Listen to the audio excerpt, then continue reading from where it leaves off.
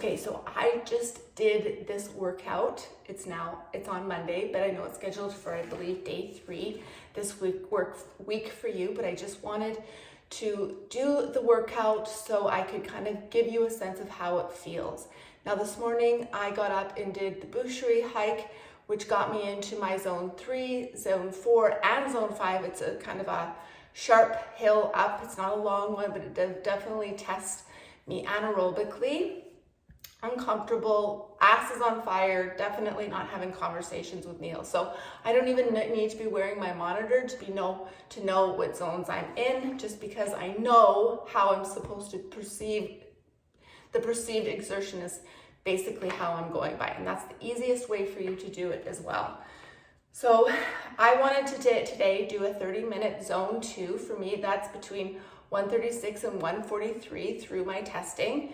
Again, you can just test it by zone 2 being a pace in which that you can maintain a intensity for 35, 45, or even an hour's worth of time. You're feeling out of breath, but you could still carry on a conversation. You don't really want to, but you could. That is the best kind of way to know that you're in that zone 2. So I picked on the treadmill at a pace, at an incline, walked backwards a little bit to help my knees, and was able to stay in 30 minutes in between 136 and 143.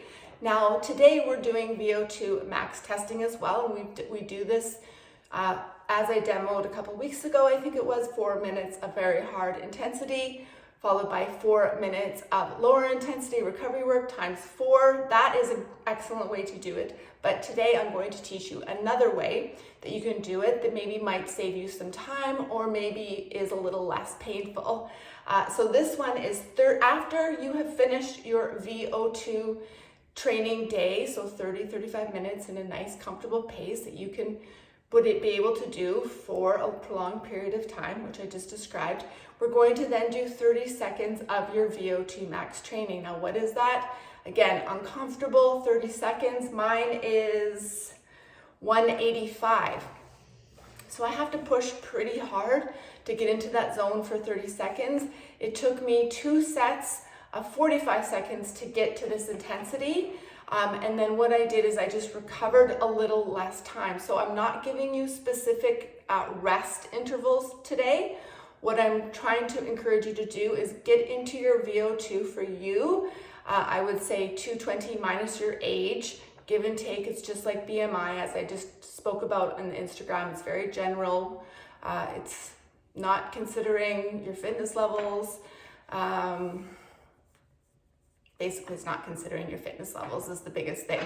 And a lot of us are already going to be way fitter than our VO2 that they recommend. For example, mine's 170, and when I did my tests, I'm more into the 180. So if I just went by the 220 minus my age, I probably would not be challenging myself enough, but try that. If you do not feel completely out of breath after the 30 seconds amount of work, you need to work faster, harder, take less rest. So it took me 45 seconds to get into 180s. I took a quick recovery, less than 1 minute, and then I increased the incline and the speed a little bit faster. It still took me 45 seconds to get into that zone. So I took less of a recovery, less than 30 seconds recovery, went back to set 3, the same incline and speed on the treadmill, got me there in 30 seconds. I want you to do 4 sets of this. Please write it down in the app so when we go to do this again next week, you can refer back to your notes.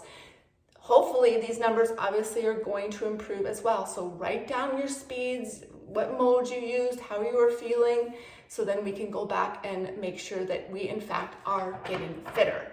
If we know we're getting fitter, we know that we're going to live longer. So get into your zone 2s and do 4 sets of 30 seconds into your VO2 max. Let me know how it goes. Let's carry this conversation on our Facebook page. So we have as much information as we possibly can to support you through these training drills.